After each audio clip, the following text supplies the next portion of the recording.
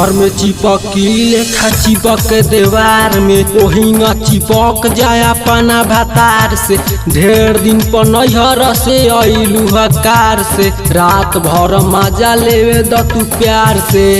धीरे धीरे मिसला होठवा पे किसला कमही उमर में न जीजा तकलीफ दा। घर में चिपकी लेखा चिपक दीवार में ओहिंगा चिपक जाए अपना भातार से। ढेर दिन पर नैहर से अइलू हकार से रात भर मजा लेवे द तू प्यार से। धीरे धीरे मिसला होठवा पे किसला कमही उमर में न जीजा तकलीफ दा।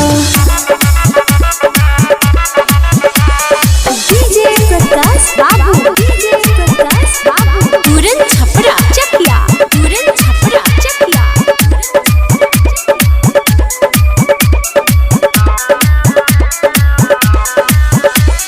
धीरे धीरे देह सुघरावता रहो हऊ वाला फीलिंग जगावता रहो। आवतनी पास बर्दाश्त नइखे होत परती बा खेत आज दीही हम जोत। धीरे धीरे मिसला होठवा पे किसला कमही उमर में न जीजा तकलीफ दा।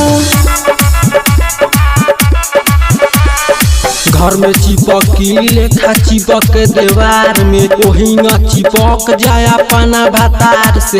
ढेर दिन पर नैहर से अइलू हकार से रात भर मजा लेवे द तू प्यार से। धीरे धीरे मिसला होठवा पे किसला कमही उमर में न जीजा तकलीफ दा। प्रकाश बाबू पूरन छपरा चकिया पूरन छपरा चकिया।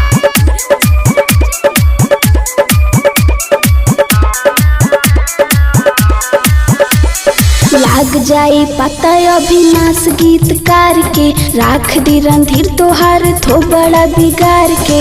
लगे हो जा फेस मोर कही के फरेश मानी नहीं बात आज दिलीप मुकेश। धीरे धीरे मिसला होठवा पे किसला कमही उमर में न जीजा तकलीफ दा। घर में चिपकी लेखा चिपक दीवार में ओहिंगा चिपक जाए अपना भातार से।